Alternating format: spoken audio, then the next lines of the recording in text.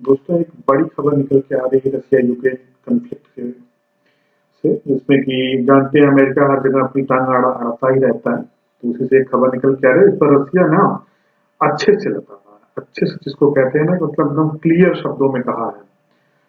America की तो आदत रही, आप सब जानते हैं, जब से अमेरिका मतलब सुपर पावर बना है सेकेंड वर्ल्ड वॉर से शुरू करके अभी तक, वो हमेशा दूसरे के मामले में हस्तक्षेप करते हैं। कभी भी वॉर वो खुद नहीं लड़ते, कभी भी वो कोई भी लड़ाई अपने दरवाजे पे नहीं लड़ते। जब भी उनको लड़ना हो वो इराक में लड़ेंगे, वो सीरिया में लड़ेंगे, वो यमन में लड़ेंगे, या हर जगह लड़ेंगे, बस अपने यहाँ लड़ेंगे। वो डायरेक्ट कॉन्फ्लिक्ट कहीं नहीं करते मेजर पावर से।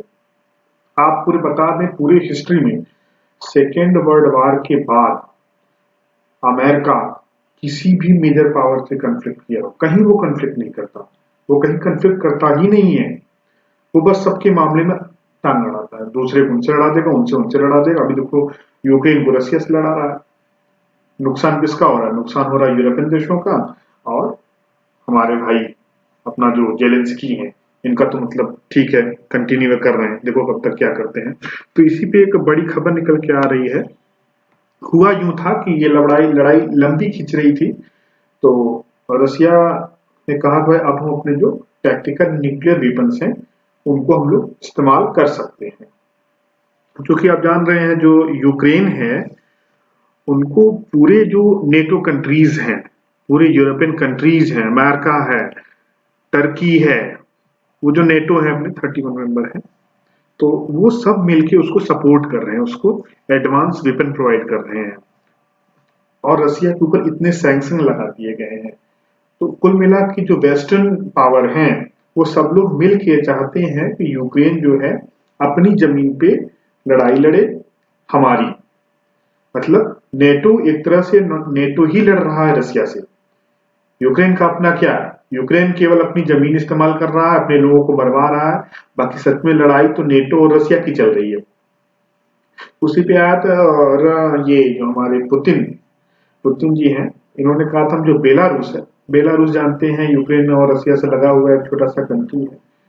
और वहां के जो मतलब डिक्टेटर ही कह लें, वो जो डिक्टेटर हैं, वो पुतिन के एकदम पूरा चेला है भाई। वो एकदम चेला जिसको कहते हैं ना, 100% वो चेला है। तो इसी पे भी एक खबर निकल के आई है कि जब रसिया ने कहा था कि वो अपने न्यूक्लियर वेपन जो है वो बेलारूस में रखेंगे, तो इस पे अमेरिका ने बड़ा क्रिटिसाइज किया रसिया को कि भाई आप ऐसा नहीं करें, ये एस्केलेट कर सकता है, ये रीजन के लिए खतरा है, वेस्टर्न कंट्रीज के लिए खतरा है, इस पे यूरोप को एक्शन लेना चाहिए। फिर उस पे रसिया का जवाब आया है। तो हम लोग इसी पे आर्टिकल है, इसको हम बहुत शार्ट में सिंपल लैंग्वेज में करके आप लोगों को बताते हैं।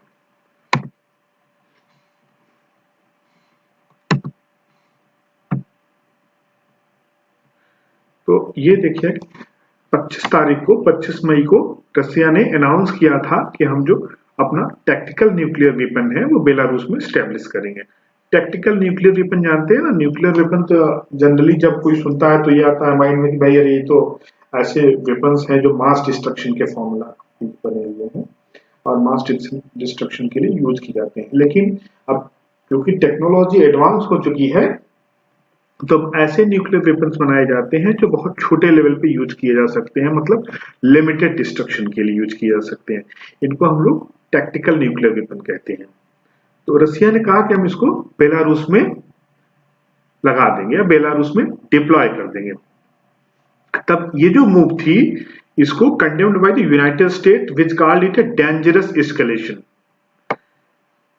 तो जो यूनाइटेड स्टेट है भाई अपने, इन्होंने कहा कि भाई ये जो मूव है रसिया की, ये रीजन के लिए डेंजरस है और इसको खत्म किया जाना चाहिए, इसको हटाना चाहिए, ऐसा होना नहीं चाहिए, ये बहुत खतरनाक है लोगों के लिए। तो इसी को डिफेंड करने के लिए फिर रसिया आता है और रसिया इसको रिप्लाई करता है। Russia defend the move saying it was necessary to deter NATO. तो रसिया कहता है कि ये इसलिए जरूरी है, डेटरेशन की एक पॉलिसी होती है। डेटरेशन की एक पॉलिसी यह होती है कि आप दुश्मन को इतना डरा के रखो कि वो आप पे हमला न करे। तो रशिया वही कह रहा है कि ये डेटरेशन के लिए है। ठीक है, Russia defend move saying it was necessary to deter NATO aggression. तो रसिया ने कहा भी है, चूंकि नाटो जी है जो नॉर्थ अटलांटिक ट्रीटी ऑर्गेनाइजेशन जो है, जो अमेरिका के लीडिंग रोल है और कई कंट्रीज का मिलकर मिलिट्री ऑर्गेनाइजेशन है, तो नेटो कोई रसिया के खिलाफ कोई ऐसा एग्रेशन ना करे, इसलिए यहाँ पे रखा जा रहा है। ये कोई अभी हम अटैक नहीं कर रहे हैं इस पे, ये केवल यहाँ हम इसको रख रहे हैं, ये रसिया का कहना था। The deployment of the weapon in Belarus is a major escalation of the Ukraine conflict. ये यहाँ बताते हैं कि भाई अभी तक क्या था, जो रसिया और यूक्रेन की वॉर चल रही थी, वो मतलब अभी न्यूक्लियर वेपन तक बात नहीं पहुंची थी। अभी ठीक है, जो अपने आर्टिलरी है उसको यूज कर रहे थे। हाँ, एक बड़ा जो सबसे बड़ा वेपन यूज किया गया था वो हाइपरसोनिक मिसाइल थी किंजल, जो रसिया के पास है, अभी रसिया ही के पास है सही से हाइपरसोनिक मिसाइल, और रसिया ने उसको यूज किया था। तो वो अनएक्सपेक्टेड था, क्योंकि लोगों ने नहीं सोचा था कि हाइपरसोनिक वेपन भी यूज हो जाएंगे, बट रसिया ने यूज किया था। लेकिन वो टैक्टिकल मिसाइल थी और क्रूज मिसाइल थी, इसलिए वो टारगेटेड अटैक कर रही थी बहुत छोटे लेवल पे। लेकिन ये जो न्यूक्लियर का मसला उठा, ये खतरनाक है। It rises the risk of nuclear war in the Europe. अब ये जो है न्यूक्लियर वॉर का खतरा बढ़ा देगी। तो जाहिर सी बात, जब डिप्लॉयमेंट हो रहा है तो न्यूक्लियर वॉर का खतरा तो बढ़ेगा ही।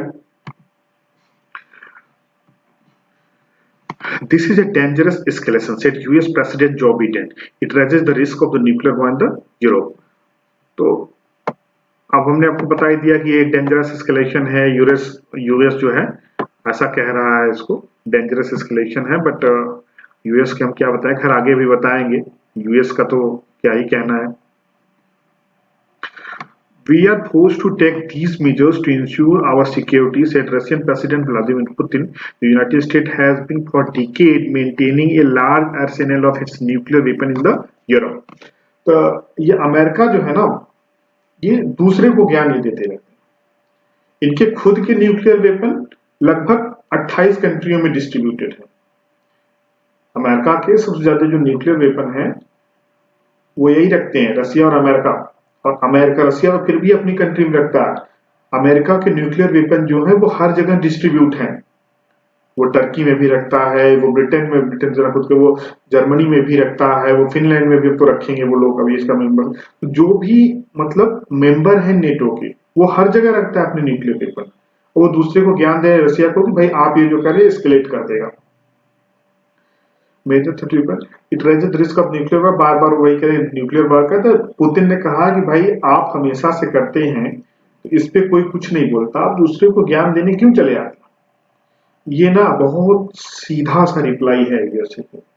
वो जो हर मामले में टांग अड़ाते रहते हैं दूसरे के मामले में, खुद का तो उनके लिए कोई मतलब है। आप चाहे ह्यूमन राइट का वैल्यू देख लो, कुछ भी हो उनके यहाँ होता है, कोई दिक्कत नहीं है। किसी भी और कंट्रीज में होता है कुछ भी, तो उनके पास दो चीज है यूएस के पास। एक होता है पीस डिस्टर्ब हो रहा है, दूसरा होता है ह्यूमन राइट का वायलेशन हो रहा है, और चौथा आ जाता है वो डेमोक्रेसी का राजा वैसे ही बने रहते हैं। जबरदस्ती की बातें हैं। असल में क्या किया, उनके यहाँ भी तो व्हाइट हाउस पर अटैक हुआ था, लेकिन उसका कोई जिक्र नहीं होता कहीं पे। लेकिन ये एक सच में डरावनी खबर है, क्योंकि न्यूक्लियर वॉर का मूवमेंट कहीं से भी अच्छा नहीं है, और ये किसी के लिए भी अच्छा नहीं है। ये रीजन के लिए नहीं अच्छा है, ये वर्ल्ड के लिए नहीं अच्छा है। तो कुल मिला के फाइनल यही कहा जा सकता है कि ये वॉर जो हो रही, पहली तो वॉर ही ना हो, लेकिन अगर वॉर चलो ठीक है जिसको टाला नहीं जा सकता, तो वो एक लिमिट में रह के वॉर हो, जल्द से जल्द उसको खत्म किया जाए। आप देखिए जो है यूक्रेन और रशिया की वॉर, ये खिंचती जा रही है, ये इतना नहीं खींचना चाहिए। इसको जल्दी से इन लोगों को बैठ के आपस में या तो शांति के साथ समझौता करना चाहिए, जो इंडिया का पक्ष है, या तो भाई जल्द जो भी करना है जल्दी से करो, कि पूरे वर्ल्ड की इकोनॉमी से प्रभावित हो रही है।